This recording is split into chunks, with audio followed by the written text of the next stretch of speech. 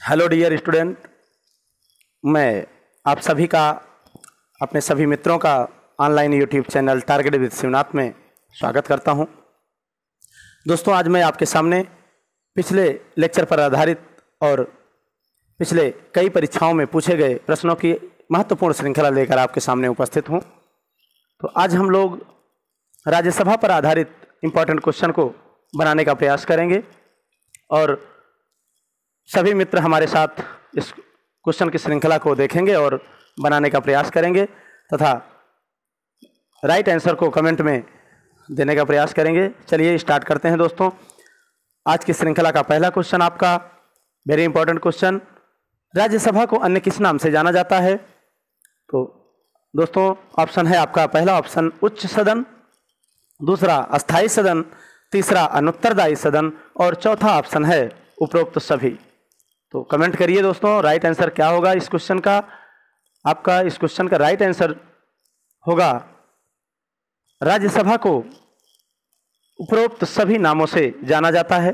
जैसा कि हम लोगों ने लेक्चर में विस्तृत अध्ययन भी किया था कि राज्यसभा को उच्च सदन, अस्थायी सदन, अनुत्तरदायी सदन और एक अन्य नाम से जिसे हम द्वितीय सदन के नाम से भी जानते हैं, तो इन सभी नामों से राज्यसभा का उल्लेख किया गया है। नेक्स्ट क्वेश्चन पे चलते हैं दोस्तों। सेकंड क्वेश्चन है आपका, राज्यसभा में सदस्य होते हैं, राज्यसभा में कितने सदस्य होते हैं दोस्तों? पहला ऑप्शन 280 सदस्य, जिसमें 20 सदस्य राष्ट्रपति द्वारा नॉमिनेटेड होते हैं। सेकंड ऑप्शन 250 सदस्य, जिसमें 12 राष्ट्रपति द्वारा नॉमिनेटेड होते हैं। 252 सदस्य, जिसमें 12 राष्ट्रपति द्वारा मनोनीत। और ऑप्शन डी है 275, जिसमें 18 राष्ट्रपति द्वारा मनोनीत। तो राइट आंसर ऑप्शन नंबर आपका बी राइट आंसर, जिसमें 250 सदस्य टोटल राज्यसभा में होते हैं। दोस्तों राज्यसभा में 250 सदस्य होते हैं, जिसमें से 238 सदस्य आपके राज्य और संघ शासित प्रदेशों का प्रतिनिधित्व करते हैं तथा 12 सदस्य राष्ट्रपति द्वारा मनोनीत होते हैं। ठीक, इस तरह हम लोग चलते हैं next question. Question number third, Rajya Sabha में राज्यों को प्रतिनिधित्व दिया जाता है। वेरी इंपॉर्टेंट क्वेश्चन, राज्यसभा में राज्यों का प्रतिनिधित्व किसके आधार पर दिया जाता है दोस्तों? कमेंट करिए। प्रत्येक राज्य को बराबर प्रतिनिधित्व दिया जाता है। ऑप्शन बी राज्य की जनसंख्या के आधार पर, ऑप्शन नंबर सी राज्य के क्षेत्रफल के अनुपात में और फोर्थ ऑप्शन है आपका राज्य के राजस्व के अनुपात में। तो इस क्वेश्चन का राइट आंसर होगा दोस्तों राज्य की जनसंख्या के आधार पर। किसके आधार पर? राज्य की जनसंख्या के आधार पर राज्यसभा में सीटों का आवंटन सुनिश्चित किया गया है। नेक्स्ट क्वेश्चन है आपका, राज्यसभा सदस्यों को निर्वाचित किया जाता है, अर्थात कि राज्यसभा के सदस्यों के निर्वाचन की प्रणाली क्या है दोस्तों? देखते हैं। ऑप्शन नंबर ए है आपका प्रत्यक्ष निर्वाचन द्वारा, बी आनुपातिक प्रतिनिधित्व प्रणाली के एकल संक्रमण मत द्वारा, सी जनसंख्या के अनुपात में, डी उपयुक्त में से कोई नहीं। तो इस क्वेश्चन का राइट आंसर होगा दोस्तों ऑप्शन नंबर बी आनुपातिक प्रतिनिधित्व प्रणाली के आधार पर। आप कमेंट करके बताएंगे कि इस प्रणाली के द्वारा अन्य किस सदस्यों का चुनाव किया जाता है, कमेंट करेंगे प्लीज। चलिए next question, question number 5, Rajya Sabha भंग की जा सकती है, राज्यसभा भंग की जा सकती है। देखिए दोस्तों, हम लोगों ने राज्यसभा के बारे में पढ़ा है। राज्यसभा एक क्या है? अस्थायी सदन है। राज्यसभा एक अस्थायी सदन है, इसलिए राज्यसभा को भंग नहीं किया जा सकता।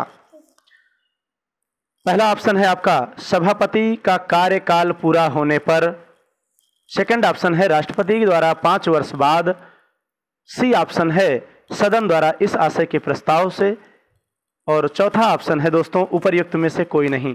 तो इस तरह राइट आंसर होगा हमारा उपर्युक्त में से कोई नहीं, अर्थात राज्यसभा को भंग नहीं किया जा सकता। ये एक अस्थायी सदन है, अनवरत चलने वाली संस्था है, क्योंकि राज्यसभा के 1/3 सदस्य प्रत्येक 2 वर्ष पर रिटायर होते रहते हैं और उन सदस्यों की नियुक्ति, उन सदस्यों का चुनाव प्रत्येक 2 वर्ष पर होता रहता है। इसलिए ये सभा हमारी अनवरत चलती रहती है। ठीक, क्वेश्चन नंबर 6, राज्यसभा की एकांतिक शक्ति के अंतर्गत क्या आता है? अर्थात special power of Rajya Sabha. Special power क्या है? राज्यसभा की जो एकांतिक शक्ति है उसके बारे में ऑप्शन ए में क्या दिया गया है, देखिए, आकस्मिक रिक्ति में भारत के उपराष्ट्रपति का निर्वाचन। ऑप्शन बी, लोकसभा भंग करने का प्रस्ताव पारित करना। ऑप्शन नंबर सी, नई अखिल भारतीय सेवाओं का सृजन। और ऑप्शन डी है आपका अपने सभापति को अपदस्थ करना, अर्थात अपने सभापति को अपने पद से हटाने का प्रस्ताव। तो कौन सा विकल्प सही होगा दोस्तों? इस क्वेश्चन का जो हमारा ऑप्शन सही होगा वो राइट आंसर है आपका ऑप्शन नंबर सी, नई अखिल भारतीय सेवाओं का सृजन, जो कि राज्यसभा का स्पेशल वीटो है। ठीक, नेक्स्ट क्वेश्चन चलते हैं दोस्तों। राज्यसभा के संबंध में निम्न कथन पर विचार करें। तो देखते हैं, पहला ऑप्शन है आपका इसे विघटित नहीं किया जा सकता, सभी सदस्य आजीवन सदस्य होते हैं। सी ऑप्शन है 1/3 सदस्य प्रत्येक 2 वर्ष में अवकाश ग्रहण करते हैं। ए और सी दोनों। तो विकल्प इसमें देखिए दोस्तों कौन सा राइट आंसर होगा। इस क्वेश्चन का राइट आंसर आपका ऑप्शन नंबर डी, विकल्प ऑप्शन ए और सी दोनों सही होंगे, क्योंकि ऑप्शन ए में कह रहा है कि इसे विघटित नहीं किया जा सकता, जो कि बिल्कुल सही है, राज्यसभा को विघटित नहीं किया जा सकता। और ऑप्शन सी कह रहा है कि इसके 1/3 सदस्य प्रत्येक 2 वर्ष में अवकाश ग्रहण करते हैं, बिल्कुल सही है। इस तरह हमारा option number D right answer. ठीक, नेक्स्ट क्वेश्चन, क्वेश्चन नंबर 8, भारतीय संविधान में राज्यसभा का कार्यकाल कितना होता है दोस्तों? तो राज्यसभा का जो कार्यकाल होता है वो हमारे संविधान में क्या है, उस पे क्वेश्चन का विकल्प देखें। ऑप्शन नंबर ए प्रत्येक 2 वर्ष पर समाप्त होता है।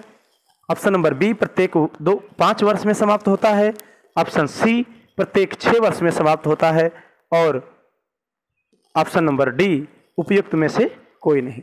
तो इसका राइट आंसर क्या होगा दोस्तों? इस क्वेश्चन का राइट आंसर होगा हमारा ऑप्शन नंबर डी, उपयुक्त में से कोई नहीं। अर्थात भारतीय संविधान में राज्यसभा का जो कार्यकाल होता है उसका कोई उल्लेख नहीं किया गया है, चूंकि हमारी राज्यसभा अनवरत चलने वाली सभा है। इसके पूर्व के क्वेश्चन में डिस्कस कर चुके हैं हम लोग कि ये एक अस्थायी सदन है। इसके प्रत्येक 1/3 सदस्य प्रत्येक 2 वर्ष में रिटायर होते रहते हैं और उनकी पुनर्नियुक्ति की प्रक्रिया चलती रहती है। ठीक, नेक्स्ट क्वेश्चन है आपका राज्यसभा का पदेन सभापति होता है। ऑप्शन ए राष्ट्रपति, बी उपराष्ट्रपति, सी लोकसभा अध्यक्ष और डी प्रधानमंत्री। तो हम लोगों ने देखा था लेक्चर में, अच्छे से इसके पर अच्छे से हम लोग अध्ययन किए थे। तो राज्यसभा का पदेन सभापति कौन होता है? वाइस प्रेसिडेंट, अर्थात हमारे उपराष्ट्रपति राज्यसभा के पदेन सभापति होते हैं। क्वेश्चन नंबर 10, किस सदन का अध्यक्ष एक गैर सदस्य होता है? अर्थात किस सदन का अध्यक्ष उस सदन का सदस्य नहीं होता है, अर्थात अपने सदन का सदस्य न होते हुए भी वो अध्यक्ष नियुक्त होता है। Option number A Lok Sabha, option number B Rajya Sabha, C Rajya Vidhan Sabha और डी उपयुक्त में से कोई नहीं। तो इस क्वेश्चन का राइट आंसर जो होगा वो आपके ऑप्शन नंबर बी राज्यसभा, अर्थात राज्यसभा का जो अध्यक्ष होते हैं वो हमारे वाइस प्रेसिडेंट, जो कि राज्यसभा के सदस्य नहीं होते हैं। क्वेश्चन नंबर 11, नेक्स्ट क्वेश्चन है दोस्तों, निम्न में से कौन राज्यसभा का सदस्य होते हुए भी लोकसभा की कार्यवाही में भाग ले सकता है? दोस्तों हम लोगों ने डिस्कस किया था कि मंत्री और महान्यायवादी 2 ऐसे सदस्य होते हैं, 2 ऐसे कैंडिडेट होते हैं जो कि सदन के सदस्य ना होते हुए भी संसद की कार्यवाही में भाग ले सकते हैं। तो इस तरह इस क्वेश्चन का राइट आंसर हो जाएगा आपका ऑप्शन नंबर सी, मंत्री जो राज्यसभा का सदस्य हो, अर्थात कोई भी मंत्री जो राज्यसभा का सदस्य हो वो लोकसभा की कार्यवाही में भाग ले सकता है। लेकिन कंडीशन दोस्तों ये होती है कि यदि लोकसभा में निर्वाचन की प्रक्रिया चलती है तो उसमें ये अपने मत का प्रयोग नहीं करते हैं, अर्थात कि ये मत का प्रयोग केवल अपने सदन में ही कर सकते हैं। ठीक, नेक्स्ट क्वेश्चन है राज्यसभा वित्त विधेयक को कितने दिनों तक रोक सकती है? तो option number A is right answer. कितने दिनों तक? 14 दिनों तक। तो राज्यसभा वित्त विधेयक को कितने दिनों तक रोक सकती है दोस्तों? 14 दिनों तक। उसके बाद इसको लोकसभा को वापस करना अनिवार्य है। नेक्स्ट क्वेश्चन है आपका अब क्वेश्चन नंबर 13। भारत के संविधान में चौथी अनुसूची में वर्णित है, क्या वर्णित है? विकल्प ए आपका ऑप्शन नंबर ए संघ और राज्यों के बीच शक्तियों का विवरण, बी संविधान में सूचीबद्ध भाषाएं, राज्यसभा में सीटों का आवंटन, और ऑप्शन नंबर डी जनजाति क्षेत्रों का प्रशासन। इस तरह जो इस क्वेश्चन का राइट आंसर होगा दोस्तों वो ऑप्शन नंबर सी, राज्यसभा में सीटों का आवंटन या राज्यसभा में स्थानों का आवंटन किस अनुसूची में? चौथी अनुसूची में वर्णित है। नेक्स्ट क्वेश्चन नंबर 14, यदि सरकार राज्यसभा में पराजित हो जाए तो क्या होगा? ऑप्शन ए प्रधानमंत्री अपना त्यागपत्र दे देता है, संसद भंग हो जाती है, राष्ट्रपति शासन लागू हो जाता है, और उपर्युक्त में से कुछ भी नहीं। तो इस तरह हम लोग इस क्वेश्चन का जो राइट आंसर पाएंगे वो ऑप्शन नंबर डी उपर्युक्त में से कुछ भी नहीं होता, क्योंकि राज्यसभा में पराजित होने से ऐसा कुछ भी नहीं होता। जैसा कि हम लोग जानते हैं कि हमारी सरकार लोकसभा के प्रति उत्तरदायी होती है, अर्थात मंत्रिपरिषद लोकसभा के प्रति उत्तरदायी होती है, इसलिए राज्यसभा से ऐसा कोई प्रावधान नहीं किया गया है। ठीक, नेक्स्ट क्वेश्चन 15, निम्न में से कौन सा कथन राज्य सूची के विषय के संबंध में विधि बनाने की संसद की शक्ति के बारे में सही नहीं है? निम्न में से कौन सा कथन, अर्थात क्वेश्चन ये कह रहा है दोस्तों कि राज्य सूची के विषय पर संसद को विधि बनाने का अधिकार है या नहीं, अर्थात राज्यसभा के विषय पर संसद कब विधि बना सकती है? तो ऑप्शन नंबर ए राज्यसभा को घोषित करना होगा कि ऐसा करना राष्ट्रीय हित में है। ऐसी विधि संपूर्ण भारत या उसके किसी भाग के लिए बनाई जा सकती है।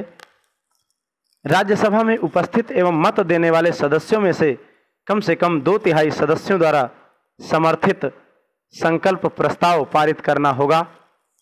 और डी ऑप्शन है आपका, राज्य सूची के विषय पर केवल राज्यसभा द्वारा ही कानून बनाया जा सकता है। तो इसमें क्वेश्चन पूछ रहा है दोस्तों कि निम्न में से कौन सा कथन राज्य सूची के विषय के संबंध में विधि बनाने की संसद की शक्ति के बारे में सही नहीं है? तो दोस्तों सही नहीं है पूछ रहा है, इसलिए ऑप्शन नंबर डी आपका राइट आंसर होगा। अर्थात इसमें ये कहा गया है कि राज्य सूची के विषय पर केवल राज्यसभा द्वारा ही कानून बनाया जा सकता है, जो कि गलत है। राज्य सूची के विषय पर विभिन्न परिस्थितियों में संसद द्वारा भी कानून बनाया जा सकता है, जिसका वर्णन विकल्प ए, बी और सी में किया गया है। अर्थात राज्यसभा यदि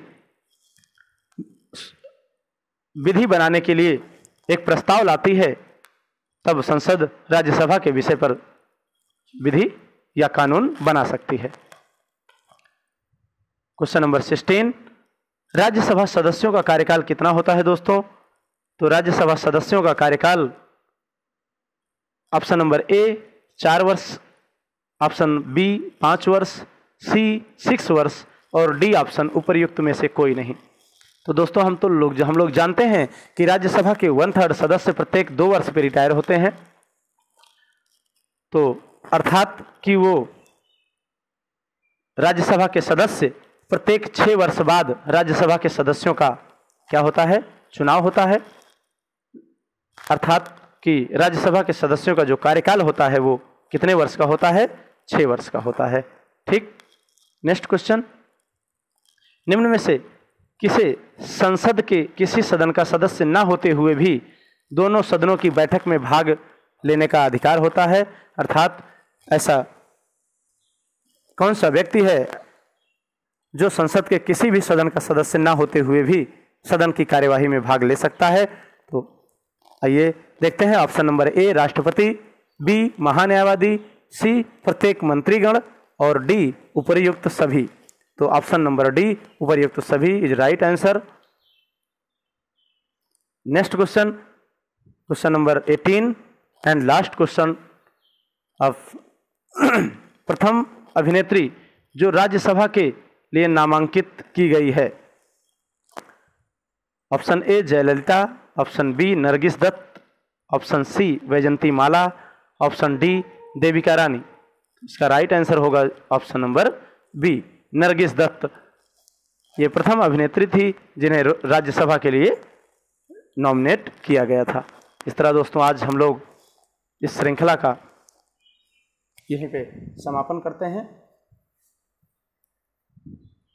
आप सभी अपने सभी मित्रों को, अपने सभी दोस्तों को एक बार पुनः धन्यवाद देते हुए इस क्लास का यहीं पे समाप्त किया जाता है। नेक्स्ट क्लास की चर्चा नेक्स्ट समय में की जाएगी। तब तक के लिए सभी दोस्तों को पुनः धन्यवाद।